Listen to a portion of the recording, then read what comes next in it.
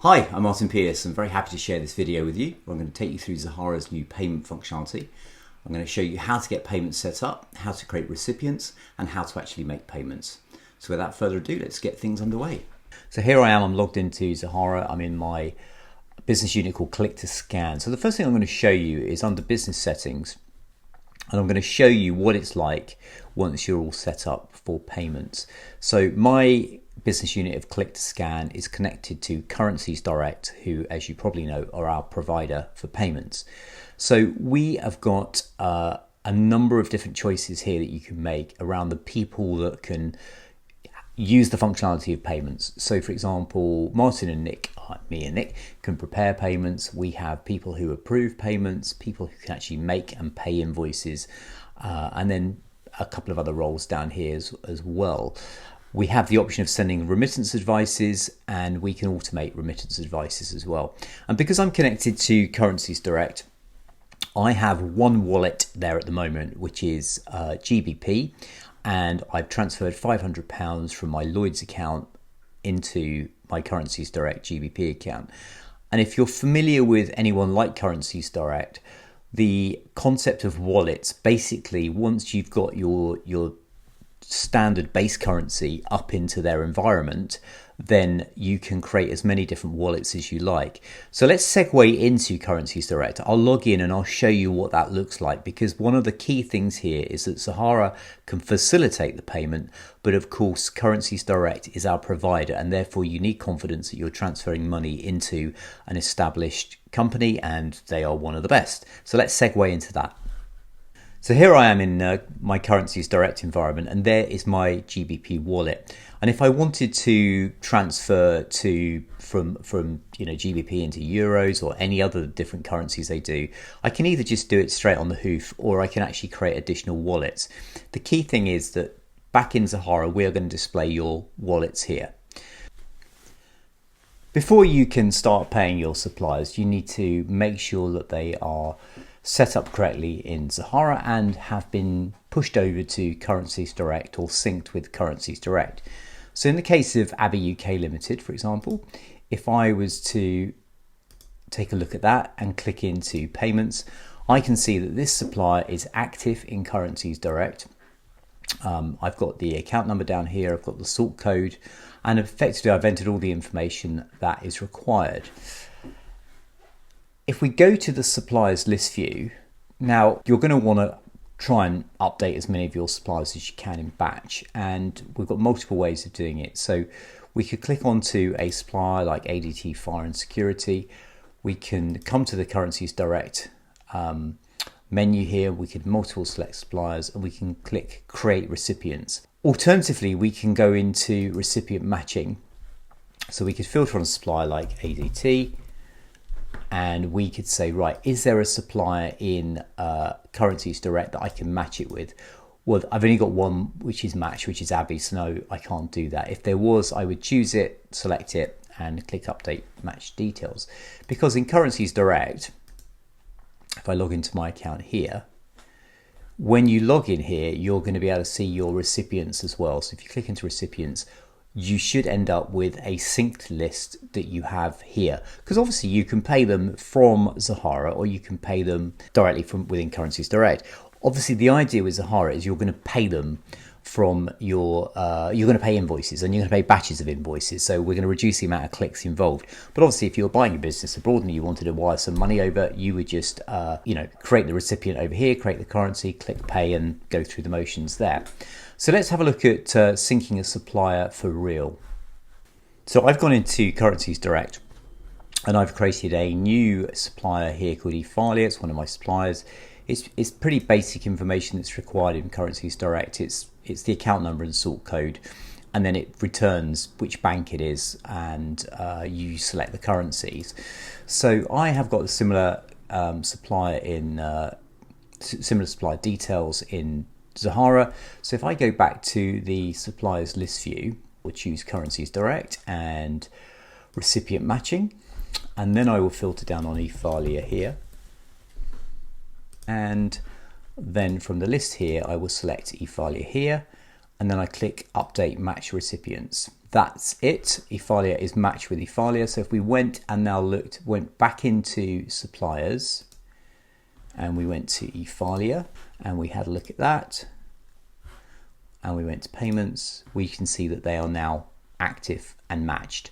So we can actually pay them now.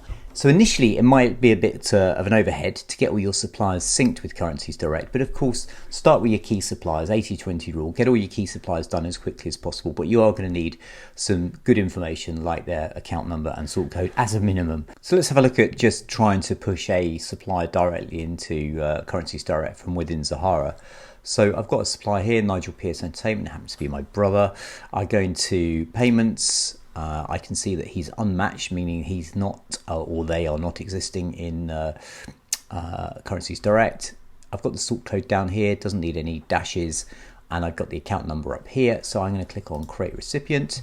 I've then got to put my two-factor authentication code in, which you would have seen earlier on that we have to create. So if I put that in, click Create. And then the supplier is created and pushed over to Currencies Direct. And when the supplier is ready, then we get the active sign up here. Okay, so we can now go ahead and make payments. And if we were to switch into Currencies Direct and refresh our recipients up here, we've got our third supplier. Okay, so let's have a look at how we actually pay suppliers or pay invoices. We'd like to think you're going to pay in batches, where you would come in and you go tick, tick, tick, tick.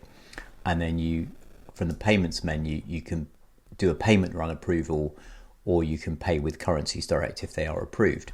So let's have a look.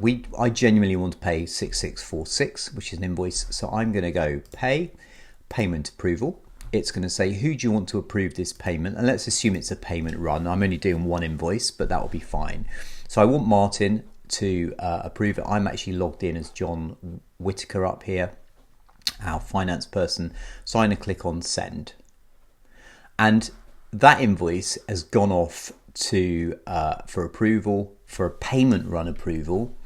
And let's assume that you would work in batches. That's typically how a finance team works. They work in batches and they want to pay batches of invoices. So if I log out and I'm going to log back in as Martin, myself, the payment run approval will get notification. So you'll either get an email like this showing you all of the things that you need to pay, or actually with our new, if I switch into the right business unit up here, we've got our new alert system up here, which tells you that when new things happen. So it's telling me that John Whitaker has requested your payment approval for one invoice. View the payment run. So this is our payment run approval screen. If you have multiple invoices, you'll be able to page through them one after the other. You can even swipe on an iPad to do it. But the choice I've got for my one invoice is approve the payment or reject the payment. Now I actually want to pay it, so it's £72. We're showing you the invoice PDF. We're showing you the document history, so you can see what's happened from the invoice all the way through. And so I'm just going to click approve payment. So all invoices have been reviewed. Obviously, this is just one here. So continue reviewing, confirm the payment approval, or pay approved invoices. So I'll go through the motions. I'll confirm payment approval. The one that I want to pay, which is 6646, has now got a purple status, which is approved for payment. So we go from yellow, pending approval payment, then we've got the purple status, which is approved for payment. So now I actually want to pay it, and I've got the permission to pay it. So I'm going to come in and tick this. I'm going to click pay, and I'm going to click pay with Currencies Direct. And now it's saying we're all good to go. I'm going to pay that. And which wallet are you paying from? Well, I've only got the one, so I'm paying from pound sterling. Transaction purpose, it's bill payments, today's the date, payment comment. Don't really need to put that in unless you want to. So typically, if you've got multiple invoices, they'd all be listed here. And now we can click on pay invoices. And again, we just need to release that with a code. So confirm payment, pay invoice. There's a number of steps there to pay a single invoice, but the idea is to pay in batches, and you've got the multiple currencies that you can pay from as well. So if we go back to our invoices list view, our status has changed again for sent for payment. So we now await confirmation from Currencies Direct that they have paid that invoice, and once they have, the status will be updated again. Now, within a minute of me sending that payment, I've got an email from Currencies Direct telling me that the payment has been authorized and it's kind of on its way. And obviously, if we were to look at the Currencies Direct platform, we would see the payment in there as well. So here it is, £72 has been reserved, and as my GBP balance has been debited accordingly.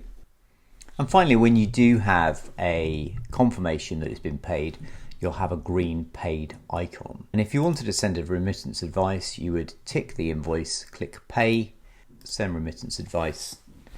Then it's defaulted to the correct address, and then I can send a remittance advice and it's gone.